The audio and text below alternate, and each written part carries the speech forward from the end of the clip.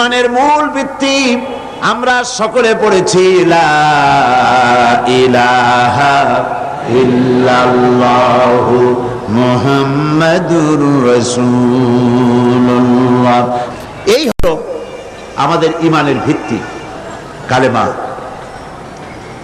এই কালেমা আমরাও পড়ি এবং ইমান এনেছি। এই কালেমা যখন মুসা আলাইহিস সালাম পড়েছেন, লা ইলাহা ইল্লাল্লাহ, এই কালেমা যখন তিনি উচ্চারণ করেছেন, ফেরাউনের রাজতখ্ত আস্ত ছিল? কথা বুঝতে পারছেন? এই কালেমার ধাক্কায় ফেরাউনের রাজতখ্ত কি আস্ত ছিল? চুরমার হয়ে গেছে, দরিয়ার নীলে ডুবে মরতে হয়েছে। এই কালেমা যখন উচ্চারণ করেছেন হযরত ইব্রাহিম আলাইহিস সালাম, নমরুদের তত্ত্বটাও শেষ হয়ে গিয়েছে। এই কালেমা যখন উচ্চারণ করেছেন মুহাম্মাদুর রাসূলুল্লাহ সাল্লাল্লাহু আলাইহি ওয়াসাল্লাম, তখন আবু জাহাল, আবু লাহাব, উতবা, শাইবা, মুগীরা বংশশুদ্ধ, এদের সমস্ত রাজ ব্যবস্থা, সমস্ত সবকিছু ছিন্ন ভিন্ন হয়ে গিয়েছে। এই কালেমা আমরা উচ্চারণ করি, আমরাও পড়ি, কিন্তু ওই আসর হয় না যেই আসর হতো আম্বিয়া আলাইহিমুস সালাম কালেমার দাওয়াত দিলে, সাহাবায়ে কেরাম দাওয়াত দিলে যে আসর হতো, সেই আসর আমাদের দাওয়াতে হয় না। কথা ঠিক কিনা? বিষয়টা দেখুন, ওনারা দাওয়াত দিয়েছেন মুসা আলাইহিস সালামকে, ফেরাউনের মোকাবেলা করতে হয়েছে কালেমার দাওয়াত দিয়ে। ইব্রাহিম আলাইহিস সালাম কালেমার দাওয়াত দিয়ে নমরুদের মোকাবেলা করতে হয়েছে। সমস্ত নবীদেরকে মোকাবেলা করতে হয়েছে, রাসূল করিম সাল্লাল্লাহু আলাইহি ওয়াসাল্লামকে মোকাবেলা করতে হয়েছে। আর এই কালেমার দাওয়াত বর্তমান বিশ্বে দেওয়া হচ্ছে। সেই দাওয়াতে লোকেরা ফুল পাচ্ছে, মালা পাচ্ছে। ওনারা দাওয়াত দিতে গিয়ে জেল হয়েছে, জরিমানা হয়েছে, অত্যাচারিত হয়েছে, হিজরত করতে হয়েছে। আর বর্তমান যুগের দাওয়াত দিতে গেলে সেই অবস্থা হচ্ছে না, বরং অন্যরকম হচ্ছে। সুতরাং বোঝা যাচ্ছে যে দাওয়াতটি আল্লাহর পয়গম্বরেরা যেভাবে পেশ করেছেন ওইভাবে পেশ করা হচ্ছে না। ঈমানকেও আমরা সঠিকভাবে অনুধাবন করতে পারিনি। এই ঈমান কি শিক্ষা দেয়? আল্লাহর উপরে ঈমান আনলে সেই ঈমানদারকে কি শিক্ষা দেয় ঈমান, এই কথাটা আমি আপনাদের সাথে বলতে চাই। ঈমান বিল্লাহ, আল্লাহর প্রতি মানুষ যখন ঈমান আনে, তার প্রথম শিক্ষাটাই হচ্ছে ঈমানদারকে, ঈমান বিল্লাহ তাকে আত্মমর্যাদায় সমুন্নত করে, তাকে আত্মমর্যাদা শিক্ষা দেয়। সেটা কি? সেটা হচ্ছে ঈমান আনার আগে সে পাথর দিয়ে মূর্তি তৈরি করে তার সামনে মাথা নত করত, গাছের সামনে মাথা নত করত, সাপের সামনে মাথা নত করত, শক্তির সামনে মাথা নত করত, হাত দিয়া মূর্তি বানাইয়া তার সামনে নিজের ভালো মন্দ কামনা করত। এটা সে করত। কিন্তু যখন ঈমান আনলো, তখন কোরআন তাকে বলছে, ঈমানদার ব্যক্তিকে কোরআন শিখালো, ইন্নাল্লাযীনা তাদউনা মিন দুনিল্লাহি ইবাদুন আমসালুকুম। কোরআন মুমিন বান্দাকে শিখালো, আল্লাহ রাব্বুল আলামিনকে বাদ দিয়ে তোমরা যাদের আশ্রয় গ্রহণ করো, যাদেরকে ডাকো, যাদের সাহায্য চাও, ওরা তোমার মতো আমার বান্দা, আমার গোলাম। সুতরাং তোমার মধ্যে আত্মমর্যাদা বোধ, পার্সোনালিটি, শাখসিয়ত সৃষ্টি করে ঈমান। কে সৃষ্টি করে? ঈমান। এই পাথরের মূর্তি তোমাকে কিছু দিতে পারবে না, এই মাটির মূর্তি তোমাকে কিছু দিতে পারবে না, এই বিরাট বিরাট গাছগুলি, সাপগুলি কিচ্ছু দিতে পারবে না। যাদের কাছে তোমরা সাহায্য চাও, কোরআনে কারীম বলছে, লা ইস্তাতিউনা লাহুম নাসরান ওয়ালা আনফুসাহুম ইয়ানসুরুন। যাদের কাছে তোমরা সাহায্য প্রার্থনা করো, ওরা তোমাদেরকে সাহায্য করা তো দূরের কথা, ওরা নিজের সাহায্য নিজেরা করতে পারে না, নিজের কেউ রক্ষা করতে পারে না। হাত দিয়ে যে মূর্তি তৈরি করা হয়, পাথর দিয়ে যে মূর্তি তৈরি করা হয়, মাটি দিয়ে মূর্তি তৈরি করা হয়, তাদের সামনে কত খাবার রাখা হয়, ওরা কি পারে ওই খাবারগুলি যদি কুকুরে খাইয়ে যায়? এতগুলো হাত, একটা হাত দিয়েও কি একটা কুত্তারে খেদাই দিতে পারে? এমনকি ওর নাকের ডগায় মাছি বসে যদি মুখের মধ্যে কিছু ত্যাগ করে, এতগুলো হাত আছে, আঙ্গুল আছে, একটা আঙ্গুল দিয়ে মাছিটারে উড়াইতে পারে?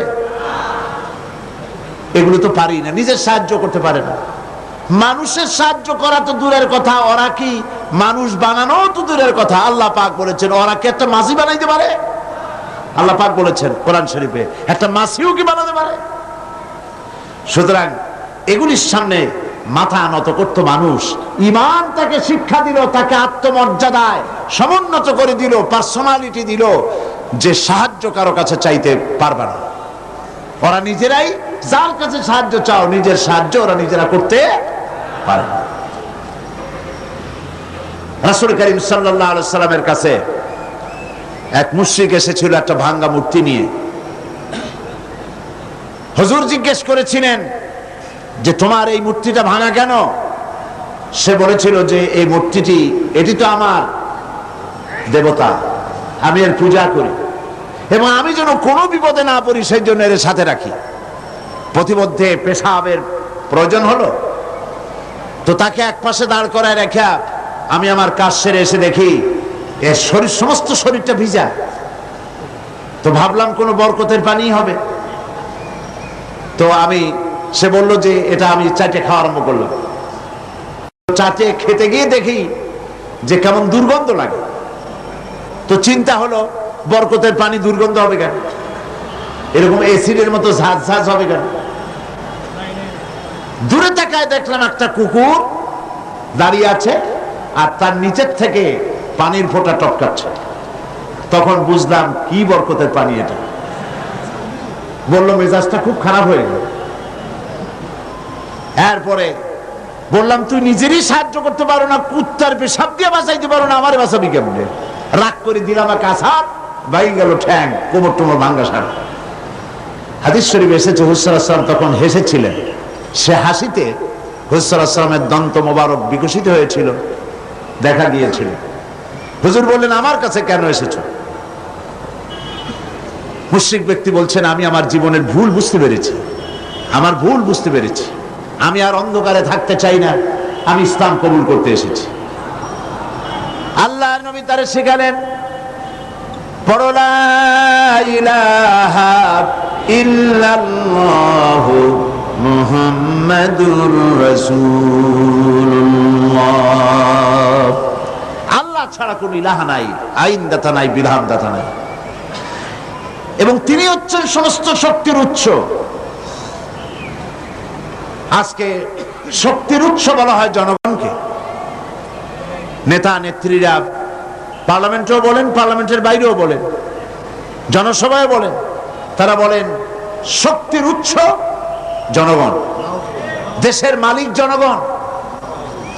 আল্লাহ পাক বলছেন লিল্লাহি মা ফিস সামাওয়াতি ওয়া মা ফিল আরদ, আসমান এবং জমিনের একচ্ছত্র মালিকানা কার? আল্লাহ। আল্লাহর নাম নিলে কি লজ্জা করে? গুনাহ হবে? তো জোরে বলতে পারেন না কেন? আসমান এবং জমিনের একচ্ছত্র মালিকানা কার? সার্বভৌমত্বের মালিক আল্লাহ। আর ওরা বলছে সার্বভৌমত্বের মালিক হলো জনগণ। সম্পূর্ণভাবে মুশরিকানা কথা, শিরক, এই ধারণা পোষণ করা। দেশের মালিক জনগণ নয়, এটা মিথ্যে কথা, বাজে কথা। এবং জনগণ কখনো ক্ষমতার উৎস হতে পারে না। আল্লাহ পাকের কোরআন শরীফের সাথে সম্পূর্ণ বিপরীতমুখী কথা। আল্লাহ পাক কি বলছেন? আল্লাহ রাব্বুল আলামিন বলছেন আন্নাল কুওয়াতা লিল্লাহি জামিআ, সমস্ত ক্ষমতা একচ্ছত্র মালিক, ক্ষমতার উৎস কে? আল্লাহ সুবহানাহু ওয়া তাআলা, তিনি হচ্ছেন ক্ষমতার মালিক। আল্লাহ পাক আরো বলেন, ওয়ামা লাকুম মিন দুনিল্লাহি মিন ওয়ালিয়্যিন ওয়ালা নাসীর।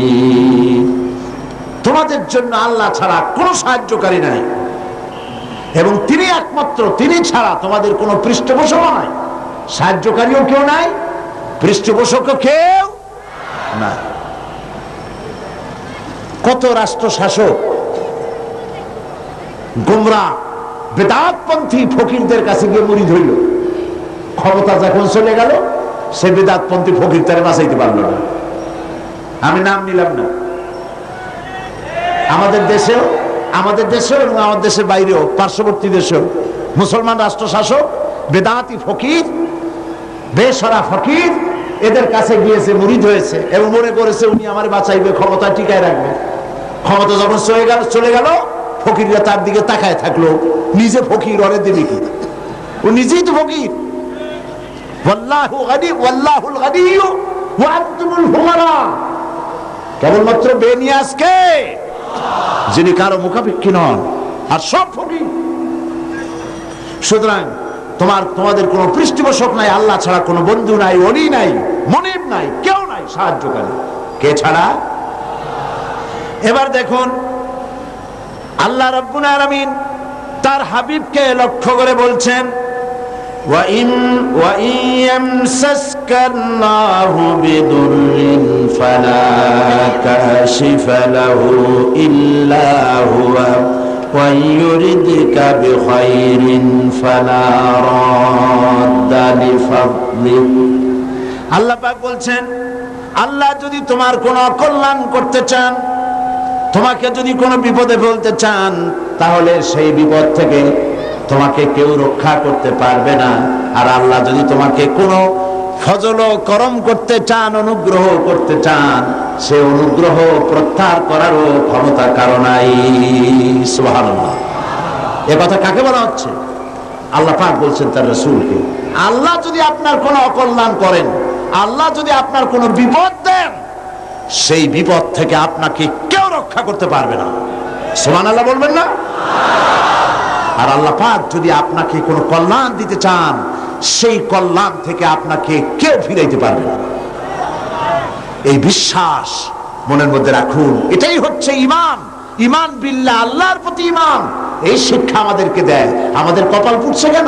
কপাল পুড়েছে তো এই কারণে, আল্লাহকে ছেড়ে দিয়ে মানুষ মাজারে গিয়ে সেজদা দিয়েছে, কবরে গিয়ে সেজদা দিয়েছে, বেশরা ফকিরদের কাছে গিয়েছে। তাসাউফ একটি মহান বিষয়, একটি পবিত্র বিষয়। এই বিষয়টাকে ব্যবসায় পরিণত করা হয়েছে, এবং তাওহীদের কনসেপশন ক্লিয়ার না থাকার কারণে শিরক এবং বিদআত চরমভাবে বেড়েছে। মানুষ এগুলির কাছে গিয়ে সাহায্য কামনা করেছে, যার ফলে আল্লাহ পাক নারাজ হয়েছে। মুমিন ব্যক্তি, ঈমান বিল্লাহ মুমিন ব্যক্তিকে এই ট্রেনিং দেয়, সে আত্মমর্যাদা সম্পন্ন হবে। সে কখনোই কারো কাছে হাত পাতবে না, তার মর্যাদা এত বাড়বে। সে রিস্কের ব্যাপারে, মানুষ তো রুজিটারই একটু বেশি, রুজি না হইলে বাঁচবে কি করে, রিস্কের জন্যই সে সংগ্রাম করে। হক কথা বলতে গলা আটকে আসে। এই কথাটা যদি বলি তাহলে আর যদি দাওয়াত না হয়, এই কথাটা যদি বলি তাহলে যদি চাকরি না থাকে, এই কথাটা যদি বলে ফেলি তাহলে যদি জেলে যাই, এইসব হীনমন্যতায় পেয়ে বসে যারা ঈমান বোঝে নাই। আর ঈমান যাদের উপলব্ধি হয়েছে, ঈমানের বুঝ যাদের এসেছে, ঈমান তাদেরকে শিক্ষা দিয়েছে, রিস্কের জন্য হক কথা বলা থেকে বিরত থেকো না, কারণ রিস্কের মালিক কে?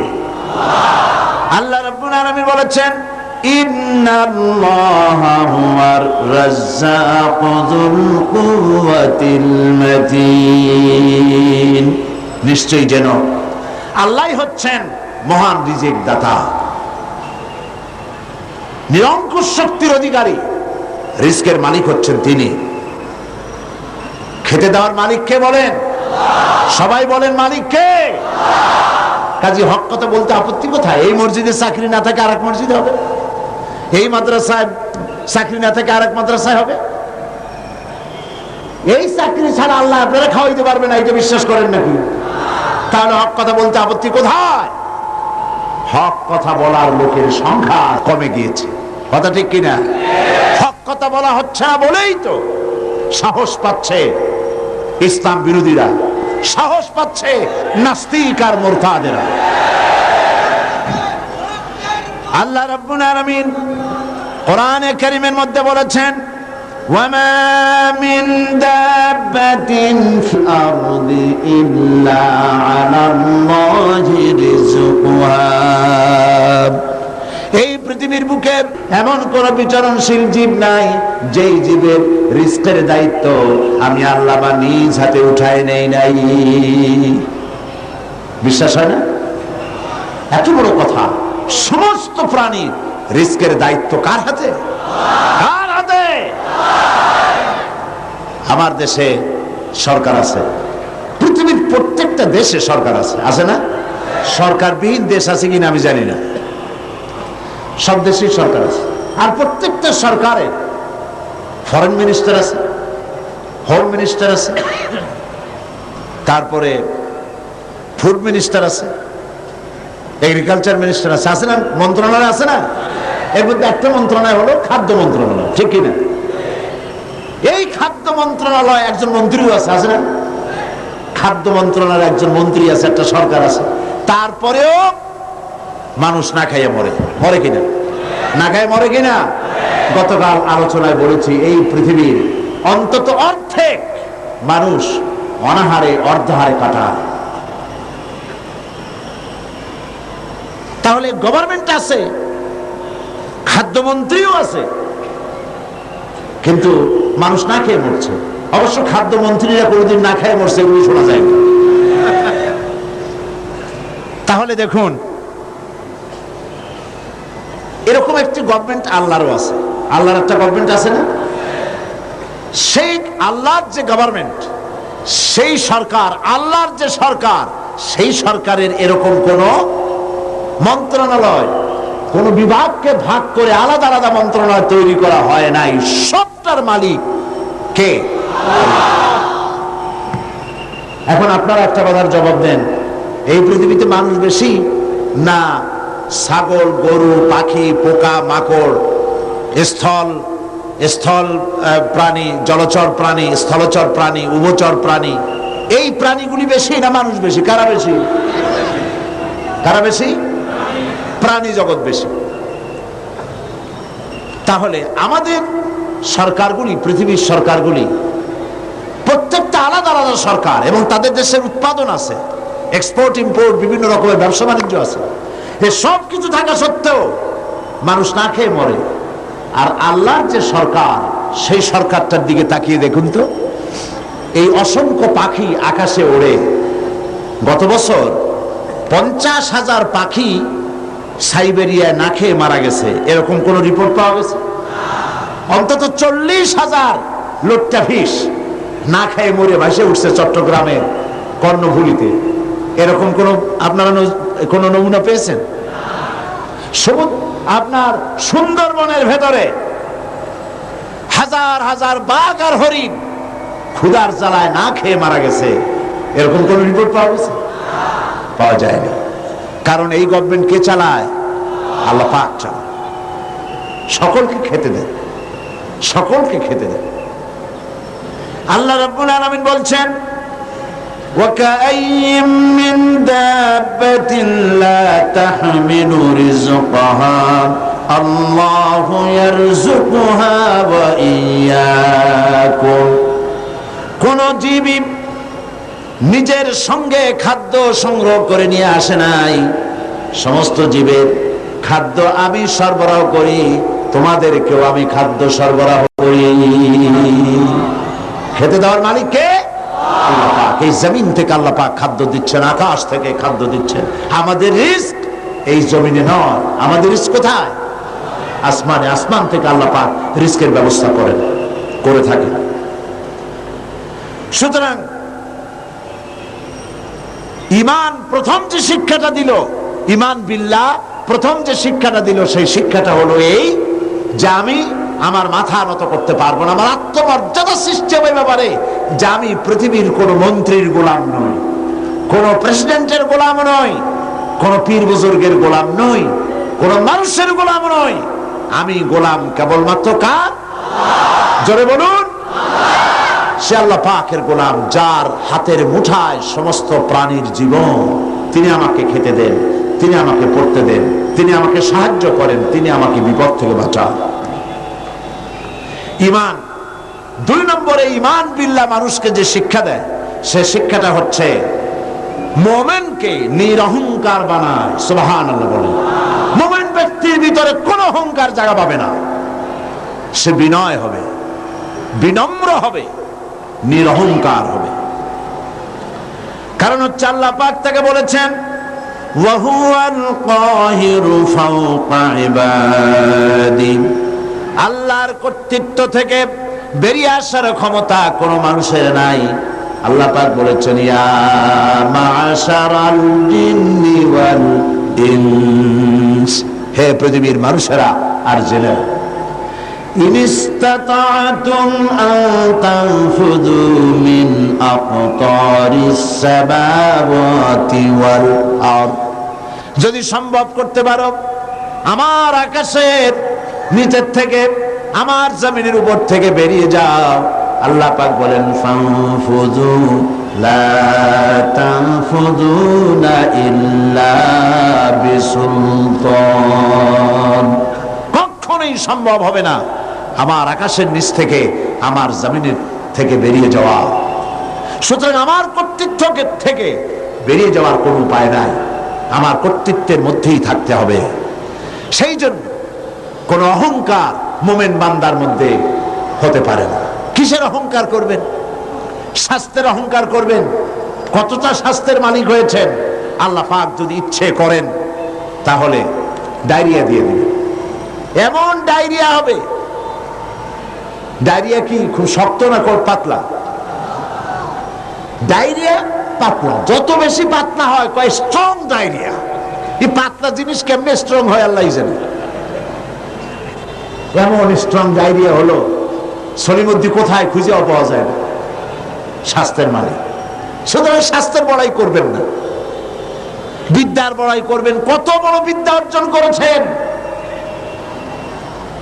টাকার বড়াই করবেন, কত টাকার মালিক হয়েছে।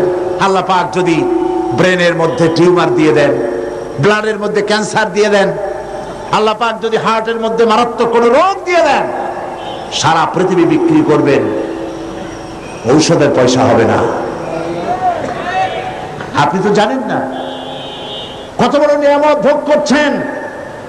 প্রতি মুহূর্তে শ্বাস ফেলছেন, শ্বাস গ্রহণ করছেন, নিঃশ্বাস ফেলছেন, শ্বাস গ্রহণ করছেন। এটা কি নিয়ামত নয়? বলেন, এটা কি নিয়ামত নয়? এই নিয়ামতটা আপনি বুঝেন না। এই নিয়ামতটা বোঝার জন্য যার শ্বাসকষ্ট আছে, শ্বাসকষ্টের রোগী আছে না, বোঝেন তো, শ্বাসকষ্টের রোগীর কাছে গিয়ে জিজ্ঞেস করেন, সে বলতে পারবে একটা শ্বাসের দাম কত। সুবহানাল্লাহ বলবেন না? সুতরাং আল্লাহ পাকের এই নিয়ামত, অর্থের নিয়ামত দিয়েছেন আল্লাহ পাক। অর্থের বড়াই করো না, স্বাস্থ্যের বড়াই করো না, বিদ্যার বড়াই করো না, ক্ষমতার বড়াই করো না। এই ক্ষমতা দেওয়ার মালিক আল্লাহ, আর ছিনায় নেওয়ার মালিকও আল্লাহ পাক।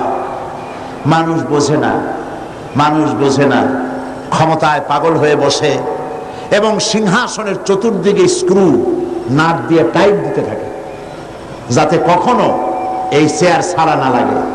চেয়ারের হাতল 2 হাত দিয়া ধরিয়া 2 পাও দিয়া পায়ের সাথে ব্যাট দিয়ে পেঁচাইয়া মজবুত হয়ে বসে থাকি, নড়বই না। কিন্তু থাকতে তো পারবে না, কি বলেন? পণ্ডিত জওয়াহরলাল নেহেরু পাগলা গারদ দেখতে গিয়েছিলেন। পাগলেরা দেখিয়া জামা কাপড় কেতা দুরুস্ত সুপুরুষ, তাকে দেখে জিজ্ঞেস করছেন তুমি কে? তিনি বললেন আমি ভারতের প্রধানমন্ত্রী, আমার নাম পণ্ডিত জওয়াহরলাল নেহেরু। পাগলেরা বলছে ও, আমরাও যখন এখানে আসছিলাম এই তোমার মতো এরকমের লম্বা লম্বা কথা আমরাও বলতাম, থাকো কিছুদিন আমাদের সাথে, তোমার গরম মাথাও ঠান্ডা হয়ে যাবে। কাজী ক্ষমতায় যারা থাকে, ক্ষমতায় গিয়ে আল্লাহর ক্ষমতাকে ভুলে যায়, জনগণকে ধোঁকা দেয়, কিন্তু সময় যখন হয়, আল্লাহ যখন ছিনায় নেন ক্ষমতা, তখন রক্ষা করতে কেউ। এই জন্য মুমিন ব্যক্তির দ্বিতীয় নম্বরের শিক্ষা হচ্ছে মুমিনকে ঈমান বিল্লাহ, তাকে বিনয় এবং বিনম্র হওয়ার শিক্ষা প্রদান করে। ঈমান তাকে শিখায় ওয়ামা বিকুম বিনিমাতিন ফামিনাল্লাহ। আল্লাহ পাক বলেন যে নিয়ামতই তোমরা লাভ করেছো আল্লাহ পাকের পক্ষ থেকে, আল্লাহর নিকট থেকেই তা এসেছে। সুতরাং অহংকার করো না, আল্লাহ পাক নিষেধ করেছেন। কোরআনে কারীম বলছে ওয়ালা তামশি ফিল আরদি মারহান ইন্নাকা লান তাখরিকাল আরদা ওয়া লান তাবলুগাল জিবালা তুলা। আল্লাহ পাক বলেন অহংকার করে আমার জমিনের উপরে হেঁটো না, অহংকার করে পদাঘাত করে আমার জমিনটাকে বিদীর্ণ করে দিতে পারবে না, আর অহংকার করে লাভ দিয়া আমার পাহাড়ের উচ্চতাও ছাড়াই যেতে পারবে না। পারবে? অহংকারের ঠেলায় সালামও দিতে চায় না। আছে কিনা এরকম মানুষ? সালামও দিতে চায় না। তুমি যে অহংকার করো, তুমি কি পারবে তোমার পাও দিয়া লাথি মেরে জমিনটারে ফাটাই দিতে? তুমি কি পারবা লাভ দিয়া পাহাড়ের উচ্চতা ছাড়াই যেতে? তাহলে কেন অহংকার করো? বরং মুমিন বান্দার খাসলাত হচ্ছে এই, কোরআন বলছে ওয়াইবাদুর রাহমানিল্লাযীনা ইয়ামশুনা আলাল আরদি হাওনা। দয়াময় আল্লাহর বিশিষ্ট বান্দা যারা, তারা দুনিয়ার বুকে বিনয়ের সাথে তারা চলাফেরা করে, অহংকারের সাথে তারা চলাফেরা করে না। এটা হলো ঈমানের শিক্ষা। এই শিক্ষাকে আমরা গ্রহণ করব, আল্লাহ যেন কবুল করেন, বলেন আমিন। আমরা কেউ যেন অহংকার না করি, কখনো না, কখনো যেন অহংকার আমাদের মধ্যে জায়গা না পায়। কিবর, অহংকার, আত্মম্ভরিতা কবিরা গুনাহ, এর থেকে আল্লাহ পাক আমাদেরকে রক্ষা করুন, বলি আমিন। হাদিসে কুদসিতে এসেছে, আল্লাহ পাক বলেছেন অহংকার, কিবর, এটা হচ্ছে আমার চাদর। যে ব্যক্তি কিবর করে, অহংকার করে, সেজন্য আমার চাদর নিয়ে টানাটানি করে। নাউজুবিল্লাহ। কত বড় গোস্তাখ, বেয়াদব, আল্লাহ চাদর নিয়ে টানাটানি করে, নাউজুবিল্লাহ করে। এটা হচ্ছে 2 নম্বরের শিক্ষা। ঈমান এই শিক্ষা প্রদান করে একজন মুমিনকে। আল্লাহর প্রতি যে ঈমান আনে, তার প্রথম শিক্ষা সে আত্মমর্যাদা সম্পন্ন ব্যক্তিত্ব হবে, আল্লাহ ছাড়া কারো সামনে হাত পাতবে না। সুবহানাল্লাহ। 2 নম্বরে সে বিনয় হবে, বিনম্র হবে, নিরহংকার হবে। আর 3 নম্বরে আল্লাহর প্রতি ঈমান ঈমানদারকে নির্ভীক বানায়। সুবহানাল্লাহ। যে ব্যক্তি ঈমানদার হবে সে নির্ভীক হবে, সে কাউকে ভয় পাবে না। মানুষ তো মৃত্যুকেই সবচাইতে ভয় পায়। কোনটাকে ভয় পায় বেশি? কিন্তু মৃত্যুকে যতই ভয় পাই, আমরা কি এই মৃত্যুর হাত থেকে বাঁচতে পারবো? আল্লাহ রাব্বুল আলামিন বলেন কুল ইন্নাল মাউতাল্লাযী তাফিরুনা মিনহু ফাইন্নাহু মুলাকীকুম। মরণ থেকে পালাও তুমি, মরণ তোমায় লইবে ঘিরি, যদিও সুদূর আকাশ পানে, লুকাও সেথায় লাগিয়েছে। হে মহারোগের ঔষধ নাই, হে মহারোগের চিকিৎসক নাই, নাই সে ঔষধ জগতে, খুঁজিয়া কাতর হইলে কি হবে, পারিবে না তারে ফিরাতে। আকাশে গিয়ে যদি সিঁড়ি লাগায়, আকাশে গিয়েও যদি কেউ লুকায়, মৃত্যুর থেকে বাঁচার কোনো পথ নাই। মৃত্যু এক অবধারিত মহাসত্য, এ মৃত্যু হবেই। সুতরাং এই ক্ষণস্থায়ী জীবনকে কেন সেই অনন্ত জীবনের জন্য উৎসর্গ করে দিবেন? অর্থাৎ মৌতকে ভয় পেয়ে, মৃত্যুর ভয় করে মানুষ হক কথা থেকে বিরত থাকবে না, হকের দাওয়াত দিতেই থাকবে। যেহেতু মৃত্যু তার নির্ধারিত সময় আসবেই। এই মৃত্যুর হাত থেকে যখন, এটি সবচাইতে বড় কথা বলি, রাসূল করিম সাল্লাল্লাহু আলাইহি ওয়াসাল্লামের চাইতে শ্রেষ্ঠ মানুষ আকাশের নিচে জমিনের উপরে হয়েছে কখনো? হবে কখনো? তার চাইতে শ্রেষ্ঠ আল্লাহর মাহবুব আর কি কেউ আছে? তারই যখন মৃত্যু হয়েছে, তিনি যখন ইন্তেকাল করেছেন, তাহলে কেউ কি বাঁচতে পারবে? এই মৃত্যুর হাত থেকে বাঁচার কোনো পথ নাই। সেই জন্য মুমিন বান্দাকে তার জীবন তৈরি করতে হবে ঈমানের উপরে। আল্লাহ রাব্বুল আলামিন বলেছেন, ইন্নাল্লাহা আশতারা মিনাল মুমিনিনা আনফুসাহুম ওয়া আমওয়ালাহুম বিআন্না লাহুমুল জান্নাহ। আল্লাহ পাক বলেন, আমি আমার মুমিনের জান এবং মালকে খরিদ করে নিয়েছি, বিনিময় আমার মুমিন বান্দাকে আমার জান্নাত দিয়ে দিয়েছি, বেহেশতটা দিয়ে দিয়েছি আমার মুমিন বান্দাকে, তার জান আর মাল আমি কিনে নিয়েছি। এই জন্য মুমিন বান্দার এই চিন্তা থাকা দরকার যে আমার ভালো মন্দ সবকে করবেন। বলেন তো সবাই, খাইরিহি ওয়া শাররিহি মিনাল্লাহি তাআলা। ভালো আর মন্দ কে কার তরফ থেকে আসে? আল্লাহর পক্ষ থেকে আসে। আপনারা বিশ্বাস করুন, কোন ব্যক্তি ফু দিয়ে আপনার জীবনকে, আপনাকে সৌভাগ্যবান বানায় দেবে, অথবা কেউ ফু দিয়ে আপনার জীবনকে হতভাগ্য বানায় দেবে, এই বিশ্বাস কখনো করবেন না। আপনার ভালো আমার ভালো, আমার মন্দ আপনার মন্দ, আমাদের সকলের ভালো মন্দের একমাত্র মালিক আল্লাহ। ঈমান, এ কথা ঈমান বিল্লাহ মানুষকে এই শিক্ষা দেয়, ওয়ামা হুম বিদাররিনা বিহি মিন আহাদিন ইল্লা বিইজনিল্লাহ। একথা সুস্পষ্ট যে আল্লাহ রাব্বুল আলামিনের অনুমতি ব্যতি রেখে আপনার ক্ষতি সাধন করার ক্ষমতা পৃথিবীর কারো নাই। যেটা হবার সেটা হবেই। আল্লাহ আপনার জন্য যেটা নির্ধারণ করে রেখেছেন এটা হবেই। আল্লাহ নির্ধারিত কোন জিনিস থেকে বাঁচবার কোন উপায় মানুষের নাই। আর যখন মউত আসবে, وَمَا كَانَ لِنَفْسٍ أَن تَمُوتَ إِلَّا بِإِذْنِ اللَّهِ كِتَابًا مُؤَجَّلًا। কোন প্রাণী আল্লাহর অনুমতি ছাড়া মরতে পারবে না, যেহেতু তার সুস্পষ্ট কিতাবের মধ্যে লেখা রয়েছে নির্ধারিত সময় ছাড়া কোন জায়গায়, কোন মাঠে, কোন জায়গায় মানুষের মৃত্যু হবে কেউ জানে না। নির্ধারিত কিতাবের মধ্যে তা লিপিবদ্ধ রয়েছে। সুতরাং ঈমান মানুষকে এই শিক্ষা প্রদান করে, আল্লাহর প্রতি ঈমান, যে মৃত্যুর ভয় করে হক থেকে ফিরে থাকতে পারবেন না। ঈমান বিল্লাহ মানুষের মধ্যে আশার সৃষ্টি করে, ভরসার সৃষ্টি করে, সে কখনো হতাশ হয় না। আল্লাহ রাব্বুল আলামিন মানুষকে নিরাশ হতে নিষেধ করেছেন, লা তাকনাতু মির রাহমাতিল্লাহ। হতাশা এক ধরনের কুফরি, নিরাশ হওয়া কুফরি। এই জন্য আল্লাহ পাক নিরাশ হতে নিষেধ করেছেন।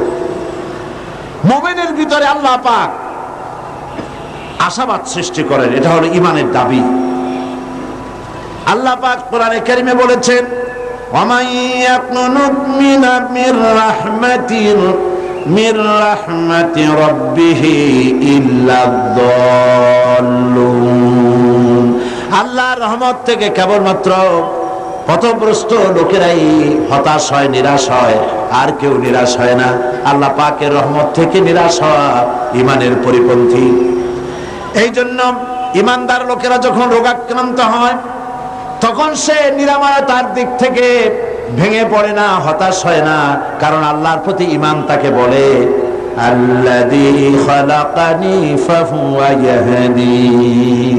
তিনি আমাকে সৃষ্টি করেছেন আর তিনি আমাকে পথ প্রদর্শন করেছেন। ওয়াল্লাযী হুয়া ইউতঈমুনি ওয়া ইয়াসকিন, আর তিনি আমাকে আহার করান, তিনি আমাকে পান করান। ওয়া ইযা মারিদতু ফাহুয়া ইয়াশফিন, আর আমি যখন অসুস্থ হই তখন আমাকে রোগমুক্ত করে দেন আল্লাহ রাব্বুল আলামিন। অসুস্থ হলে আমাকে রোগমুক্ত কে করেন? আল্লাহ রাব্বুল আলামিন। হযরত আইয়ুব আলাইহিস সালাম 18 বছর পর্যন্ত রোগাক্রান্ত থাকলেন। আমাদের মধ্যে অনেক মানুষ রোগাক্রান্ত হয় না? আমাদের প্রত্যেকেরই রোগ ব্যাধি মাঝে মধ্যে হয় না, হয় না? অনেক মানুষ আছে অসুখ হলে বলে এত নামাজ রোজা আমি করি আর রোগ আমার ছাড়া কেউ চলে যাবে, এত ভালো ভালো কাজ করি তারপরে আমার অসুখ হয়, আমার ছেলেবেলে মরে। এটা কেমন কথা? রোগ ব্যাধি এটাও আল্লাহর নিয়ামত, তন্দুরুস্তিও নিয়ামত, রোগ ব্যাধিও নিয়ামত।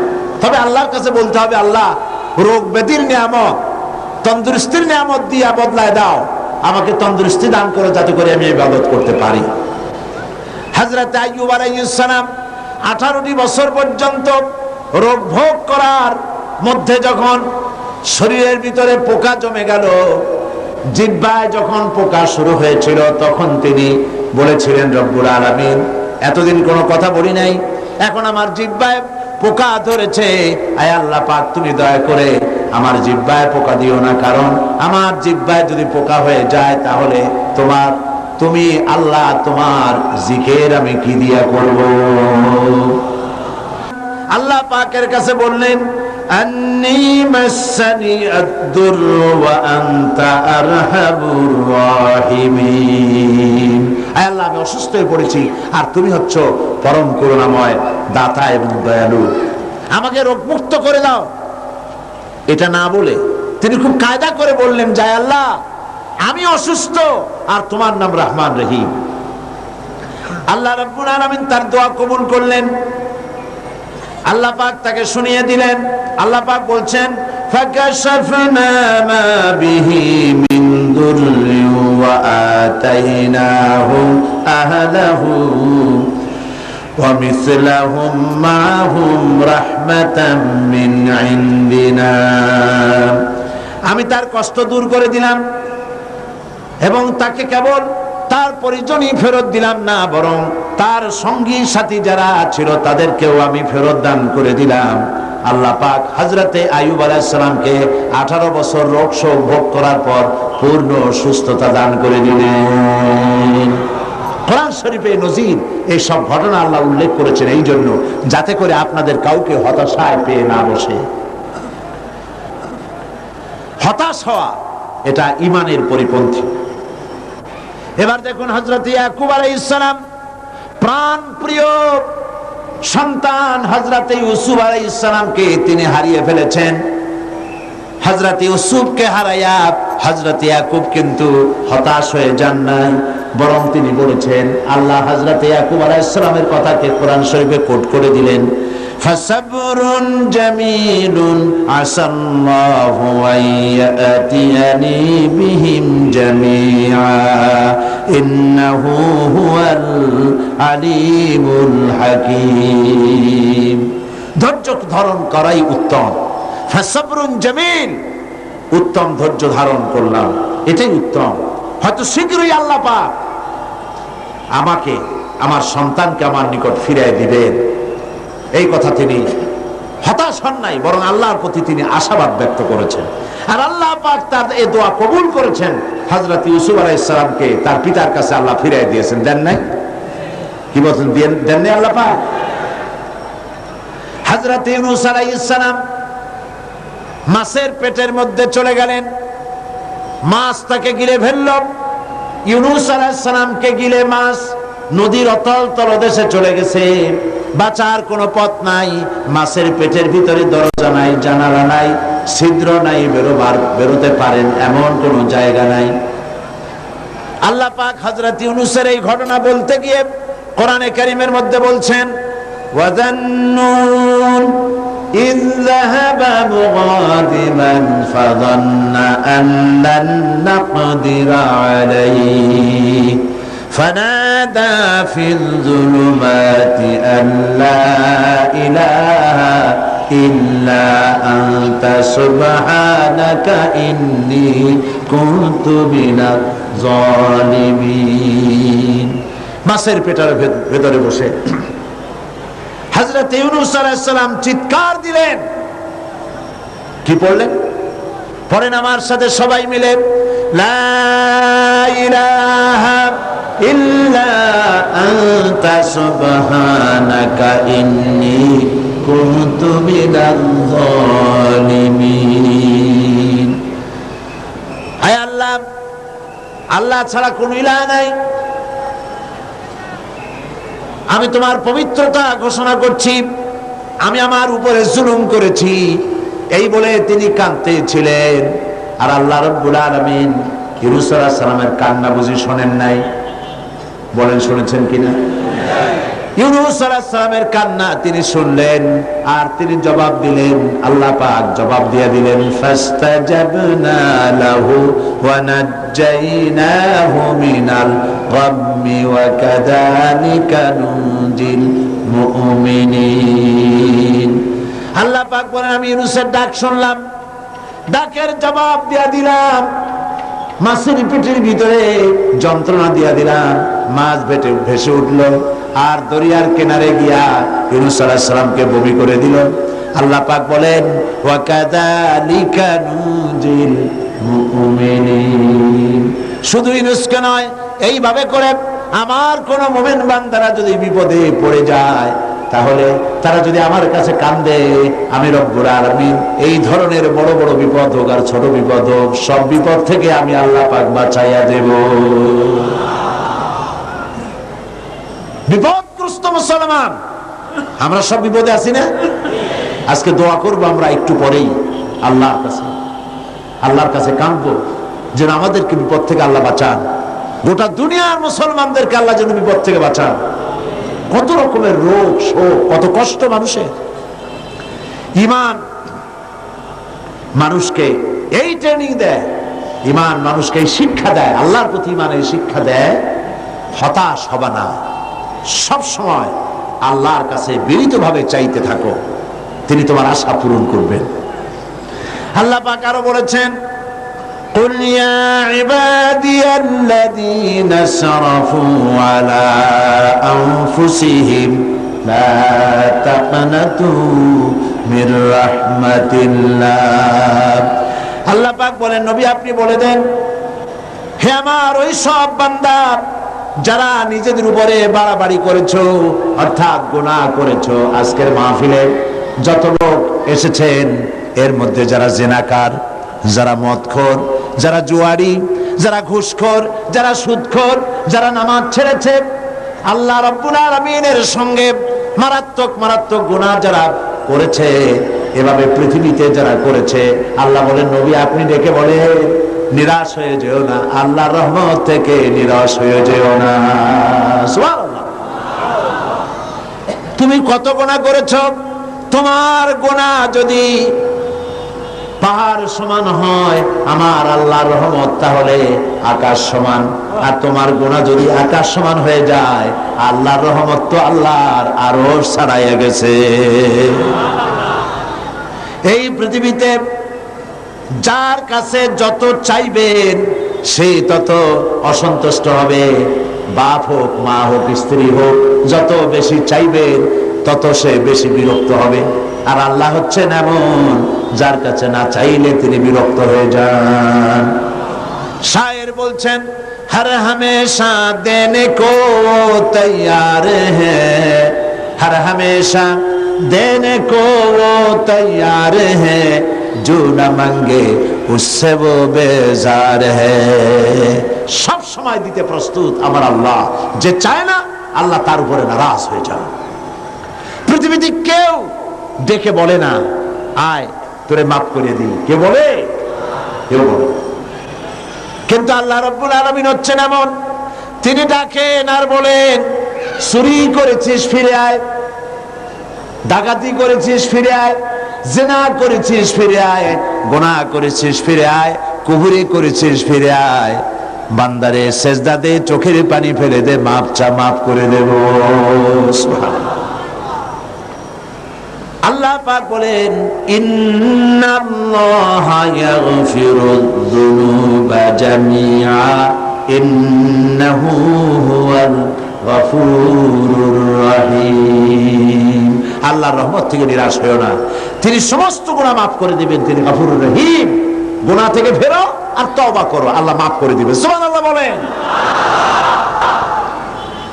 আল্লাহ পাক আরো বলেন وَإِذَا سَأَلَكَ عِبَادِي عَنِّي فَإِنِّي قَرِيبٌ। বান্দা যখন আমারে ডাকে, আল্লাহরে ডাকার জন্য মাইক লাগবে না, টেলিফোন লাগবে না, মোবাইল লাগবে না, চিৎকার করা লাগবে না। আল্লাহ পাক বলেন আমারে যখন বান্দা ডাকে, আমি বান্দার খুবই নিকটে। জোরে বলেন সুবহানাল্লাহ। আমি খুব নিকটে। কতদূর নিকটে? وَنَحْنُ أَقْرَبُ إِلَيْهِ مِنْ حَبْلِ الْوَرِيدِ। তোমার যে রগের, যেই রগের উপরে তোমার মাথাটা খাড়া আছে, এই রগের চাইতেও আমি আল্লাহ তোমার বেশি নিকটে। বান্দা যখন একবার অন্তরের অন্তঃস্থল থেকে, মনের গহীন কন্দর থেকে একবার যখন ডাক দেয় আল্লাহ, সবাই বলেন মহব্বতের সাথে আল্লাহ, আবার বলেন আল্লাহ, আবার বলেন আল্লাহ। বান্দা যখন অন্তরের অন্তঃস্থল থেকে, হৃদয়ের গভীর কন্দর থেকে এই চিন্তা করে যে কেউ নাই, আকাশেও কেউ নাই, জমিনেও কেউ নাই, আমার মালিক নাই, খালেক নাই, রাজ্জাক নাই, আইনদাতা নাই, বিধানদাতা নাই, কেউ নাই, শুধু আছেন আমার আল্লাহ। মনের গভীর কন্দর থেকে বান্দা যখন একবার ডাক দেয় আল্লাহ, আল্লাহ রাব্বুল আলামিন 70 বার সাড়া দিয়ে বলেন বান্দা কি চাও, আমি হাজির। আমার ভাইরা, মানুষ যখন গুনাহ করে, আল্লাহ পাক গুনাহগারদের জন্য বলেছেন ওয়ামাইয়ামাল সুআন আও ইয়াযলিম নাফসাহু সুম্মা ইস্তাগফিরিল্লাহা ইয়াজিদিল্লাহা গফুরার রহিমা। কেউ যদি কোনো অন্যায় কাজ করে, পাপ কাজ করে, কিংবা নিজের উপরে জুলম করে বসে, আর এরপরে সেই লোক যদি আল্লাহর কাছে তওবা করে, গুনাহ থেকে মাপ চায়, আল্লাহ পাক বলেন সে আল্লাহকে গফুরুর রহিম হিসাবে পেয়ে যাবে। গুনাহ করেছো, মাপ চাও, ক্ষমা চাও, আল্লাহ আর গুনাহ করবো না, মাফ করে দাও। আল্লাহ বলেন মাফ করে দিব। সুবহানাল্লাহ। আল্লাহর কারবারটাই ভিন্ন রকম। কি রকম? আপনি দেশে লক্ষ্য করবেন, যদি কেউ চুরি করে, ডাকাতি করে, চুরি করে, ডাকাতি করে, অন্যায় করে ধরা পড়ল, 6 মাসের জেল হয়ে গেল, জেলের থেকে বেঁচে গেল, জেল থেকে মুক্তি পেল, কিন্তু থানায় অপরাধীদের খাতায় নামটা লেখা থেকে গেল। আবার অপরাধ করলো, আবার জেলে গেল, আবার মুক্তি হলো। জেলে যতবার যাবে ততবার মুক্তি হবে, কিন্তু থানায় যে ব্ল্যাক লিস্ট আছে তার থেকে নামটা বাদ যাবে না। ঠিক কিনা? থানায় অপরাধীর খাতায় বারবার তার নাম উঠতে থাকবে। কিন্তু আল্লাহ রাব্বুল আলামিনের কারবার ভিন্ন। মানুষ গুনাহ করলো, আল্লাহর ফেরেশতার ওই কালো খাতায় ব্ল্যাক লিস্টে লোকটার নাম লেখা হয়ে গেল। যখন সে তওবা পড়লো, আল্লাহ রাব্বুল আলামিন তওবা যদি কবুল করেন, তাহলে আল্লাহ পাক বলেন তওবা শুধু কবুল করলাম না, গুনাহ মাফ করে দিলাম, আর গুনার খাতা থেকে নামটাও মুছে ফেলে দিলাম। সুবহানাল্লাহ, সুবহানাল্লাহ। আমার বন্ধুগণ, এই জন্যে ঈমান বিল্লাহ, আল্লাহর প্রতি ঈমান, মানুষকে হতাশা থেকে বাঁচায়। মানুষ হতাশ হয় না, হতাশ হওয়ার কোনো কারণ নাই। হতাশ হবেন না, বরং আল্লাহর রহমতের উপরে ভরসা করবেন। আজকে সমস্ত গুনাহগার বান্দা বান্দিরা আল্লাহর কাছে কেঁদে কেঁদে আল্লাহর কাছে আমাদের গুনাহ মাফ চাইবো। আর আল্লাহ পাক বলেছেন উদুনি আস্তাজিব লাকুম, আমারে ডাকো আমি ডাকের সাড়া দেব। সুবহানাল্লাহ। এটা আল্লাহ পাকের ওয়াদা। এটা কার ওয়াদা? দুনিয়ায় প্রায় সকলেই ওয়াদা খেলাপ করে, কত লোক ওয়াদা খেলাপ করে, কিন্তু আল্লাহ কি ওয়াদা ভঙ্গ করেন কখনো? সুতরাং আল্লাহ পাক বলেছেন আমারে ডাকো আমি ডাকের সাড়া দেব। ডাকেন সবাই। সুবহানাল্লাহ আলহামদুলিল্লাহ লা ইলাহা ইল্লাল্লাহ। জোরে সুবহানাল্লাহ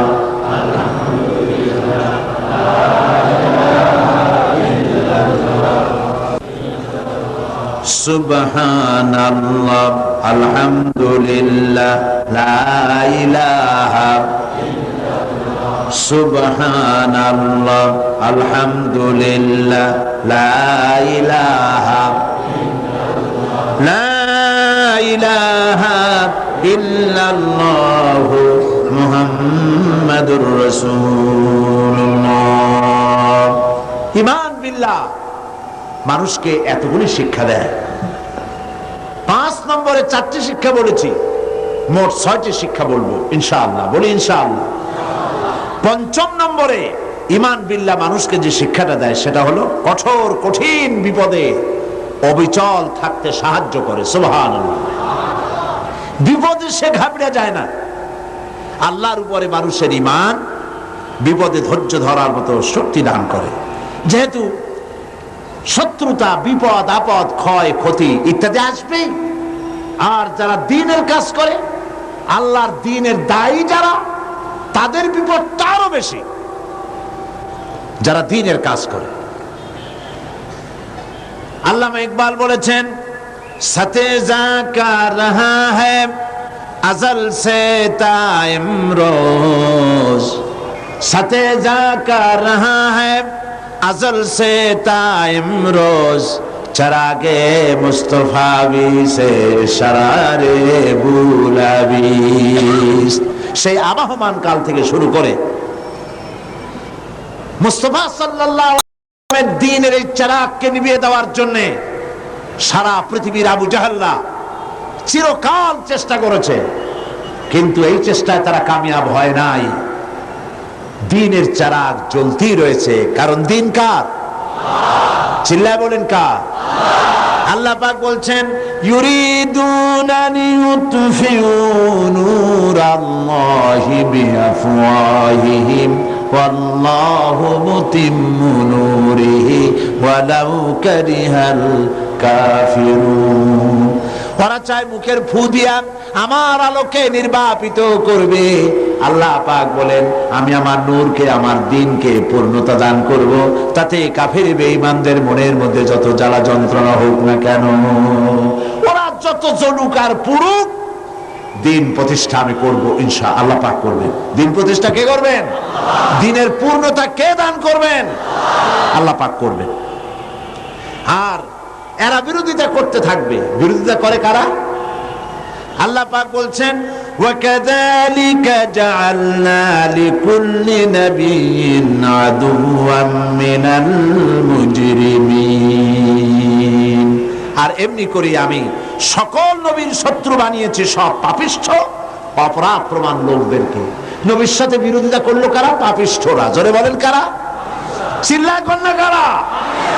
আল্লাহ পাক কোরআন শরীফ বলেছেন যে নবীদের বিরোধিতা করেছে সব পাপীরা, অপরাধ প্রবণতায় লিপ্ত এই পাপিষ্ঠরাই নবীদের বিরোধিতা করেছে। আর আজকে ইসলামী আন্দোলনের বিরোধিতা করে নেককার লোকেরা, নাকি? কারা? যারাই বিরোধিতা করে সব পাপিষ্ঠ। ইসলামী আন্দোলনের বিরোধিতা যারা করে তারা কি? চিল্লায় কও তারা কি? আপনারা লক্ষ্য করে দেখেন,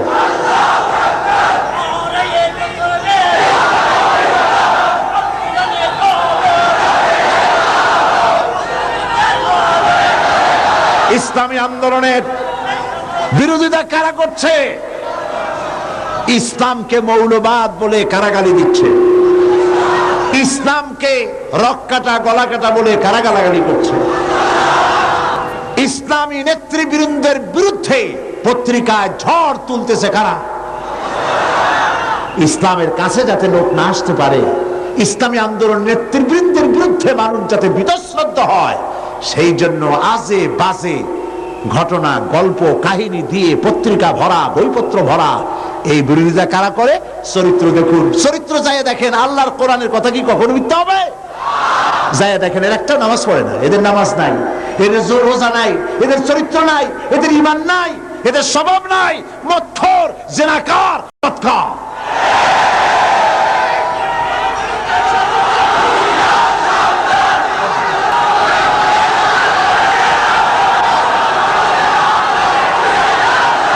কঠিন বিপদে, কঠিন বিপদে আর কঠিন মুসিবতে ধৈর্য ধারণ করা দৃষ্টান্ত নবীগণ আমাদেরকে দেখায় গেছেন। আল্লাহর নবীরা ধৈর্য দেখায় গিয়েছেন। আজ এ পবিত্র রাতে শিক্ষা গ্রহণ করার তৌফিক আল্লাহ আমাদের দান করুন বলি আমি। যত বিপদ আসুক, আল্লাহ রাব্বুল আলামিন হযরত মূসা আলাইহিস সালামের ঘটনা তুলেছেন। কত বড় বিপদ দেখো। ফালাম্মা তারাআল জামআনি ক্বালা আসহাবু মূসা ইন্না লামুদরাকুন। যখন নাকি মূসা আলাইহিস সালামের সাথীরা দেখতে পেল ফেরাউন এবং তার দলবল তিন দিক থেকে আক্রমণ করেছে, একদিকে দরিয়ায় নীল, আর একদিকে, আর তিন দিক থেকে শত্রুরা ঘেরাও করেছে, তখন তারা বলছে আমরা পাকড়াও হয়ে গেছি, আমাদের তো আর উপায় নাই, এখন আমাদেরকে মেরে ফেলা হবে। আল্লাহ পাক হযরতে মূসার কথা কোট করে শোনাচ্ছেন। হযরতে মূসা বললেন, ক্বালা কাল্লা ইন্না মা'য়া রাব্বি সায়াহদিন। কখনো নয়, অবশ্যই আল্লাহ আমাদেরকে পথ দেখায় দিবেন। সুবহানাল্লাহ। চিন্তা করেছেন, তিন দিক থেকে আক্রান্ত, সারাশি আক্রমণ। ফেরাউন তিন দিক থেকে আক্রমণ করেছে, একদিকে দরিয়ার, তিন দিকে কি ফেরাউনি সৈন্য। পালাবার রাস্তা আছে? সেই জায়গায় পয়গম্বর কি বলছে? অবশ্যই আল্লাহ আমাদের পথ দেখাবে। পালাবার যেখানে কোনো পথ নাই, সেইখানে আল্লাহর পয়গম্বর বলছেন আল্লাহ পথ দেখাবেন। সঙ্গে সঙ্গে রব্বুল আলামিন কোরআনে কারিমে এই ঘটনা শোনাচ্ছেন। ফাআওহাইনা ইলা মূসা আনিদরিব বিআসাকাল বাহরা ফানফালাকা ফাকানা কুল্লু ফিরকিন কাত্তাউদিল আযীম। সহসা সমুদ্র দীর্ঘ হয়ে গেল। আল্লাহ পাক বললেন, হাতের লাঠি দিয়ে পানির উপরে আঘাত করো, পানি ফেড়ে গেল।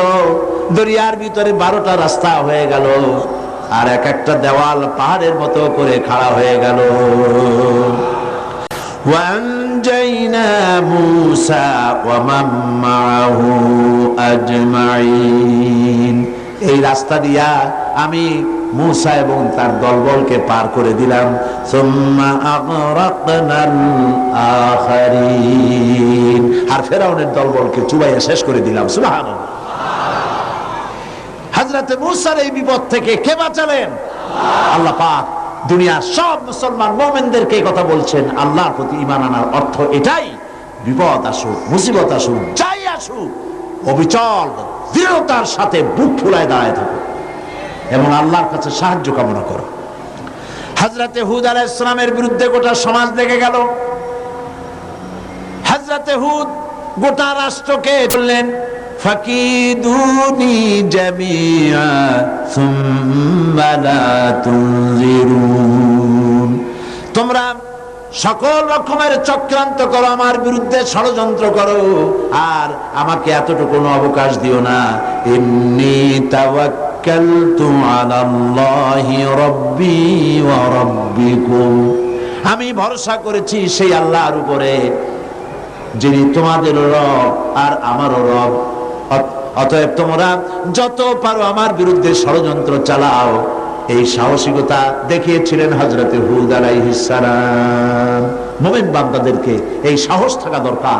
সমস্ত রকমের বাতিল, জাহিলি, তাগুতি, সমস্ত শক্তির অন্যায়ের বিরুদ্ধে দাঁড়াতে হবে। আর ঝড়ের মতো, টর্নেডোর মতো যত বিপদ আসুক, ইন্না কাইদা শায়তানি কানা দাঈফা, শয়তানের চক্রান্ত আসলে দুর্বল। শয়তানের চক্রান্ত আসলে কি? দুর্বল। কে বলতেছেন? আল্লাহ বলতেছেন দুর্বল। আপনি সবল মনে করবেন কেন? আপনারা কি সবল মনে করেন? সুতরাং আল্লাহ পাককে সবচাইতে শক্তিশালী মনে করতে হবে। নবীর শিক্ষা এটা। ভয় পেও না, সমস্ত বিপদের মোকাবেলা করতে হবে সাহসিকতার সাথে। একথা ঘোষণার সঙ্গে সঙ্গে আল্লাহ পাক বলেন, ফাআনজালাল্লাহু সাকিনাতাহু আলাইহি ওয়া আইয়াদাহু বিজুনুদিন লাম তারাওহা। আল্লাহ পাক তখন আল্লাহ তার মনে গভীর শান্তি, স্বস্তি এবং প্রশান্তি দান করে দিলেন। আর এমন সৈন্য পাঠালেন, যেই সৈন্য দিয়ে সাহায্য করলেন যাকে তোমরা দেখতে পাও নাই। এই সাহায্য করেছেন আল্লাহ পাক। এভাবে আল্লাহ পাক বিপদে আপদে মুসলমানদেরকে চিরকাল সাহায্য করেছেন। সেই সাহায্যের ঘটনা আমি এখানে আনতে চাই না। আমার মূল বক্তব্য ছিল যে আল্লাহ পাকের উপরে ঈমান আনলে পরে সেই ঈমান এই ট্রেনিং দেয়। সর্বশেষ ঈমান, আল্লাহর প্রতি ঈমান মানুষকে 6 নম্বরে যে উপকারটা করে, যে ট্রেনিংটা দেয়, সেটা হলো নৈতিক সংশোধন এবং কর্মের শৃঙ্খলার শিক্ষা দেয়। ঈমান, ঈমান বিল্লাহ। আল্লাহ পাকের প্রতি যারা ঈমান আনে, সেই ঈমান মানুষকে এমন ভাবে তৈরি করে দেয়, তার আখলাক ভালো হয়, তার চরিত্র ভালো হয়। এই কারণে যে আল্লাহ রাব্বুল আলামিন তাকে বলেছে, ইন্নাল্লাহা লা ইয়াখফা আলাইহি শাইউন ফিল আরদি ওয়ালা ফিস সামা। আল্লাহ পাক বলেন, নিঃসন্দেহে আসমান এবং জমিনের ভিতরে কোন জিনিস আল্লাহর কাছে গোপনীয় নাই। এই কথা কি আমরা বিশ্বাস করি? না, করি না। বিশ্বাস করলে কি এই দুরবস্থা হয়? আল্লাহ রাব্বুল আলামিনের কাছে কোনো জিনিস গোপন নাই, এইটা বিশ্বাস করলে আমরা কোনো গুনাহের কাজে যাইতে পারতাম? আমরা গুনাহের কাজ মানুষ করতে পারতো না, ভয় পাইতো আল্লাহ পাকের। আল্লাহ পাক সবকিছু দেখতে পান, শুনতে পান। আল্লাহ পাক বলছেন, মানুষের নৈতিক মান সৃষ্টি করার জন্য কোরআনে কারীমের মধ্যে আল্লাহ বলে রেখেছেন, মা ইয়ালফিযু মিন কাওলিন ইল্লা লাদাইহি রাকীবুন আতীদ। মানুষ এমন কোনো কথা বলে না যে কথাকে ফেরেশতারা রেকর্ড করে না রাখে। সব কথা রেকর্ড হয়ে যায়। আল্লাহ পাক বলছেন, মা ইয়াকুনু মিন নাজওয়া সালাসাতিন ইল্লা হুয়া রাবিউহুম। এমন 3 জন নাই যেখানে তোমরা পরামর্শ করো, ওইখানে চতুর্থ সত্তা রয়েছে যার নাম হচ্ছে আল্লাহ।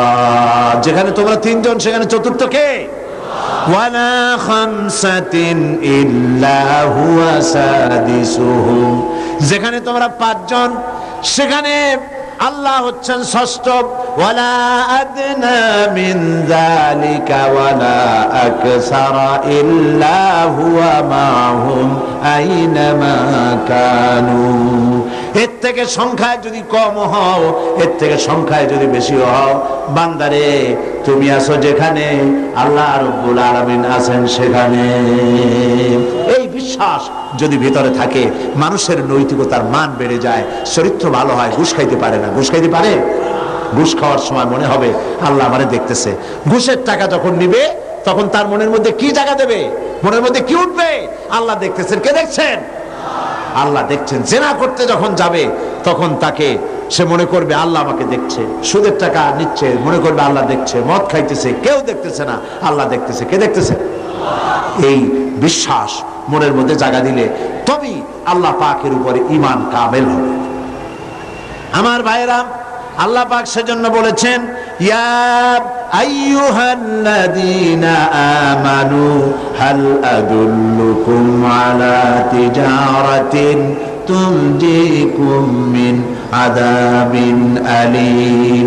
হে বিশ্বাসীরা, আমি কি তোমাদের কেমন একটি ব্যবসার কথা বলবো না, যে ব্যবসায় তোমাদেরকে কঠিন জাহান্নামের শাস্তি থেকে বাঁচাইয়া দেয়?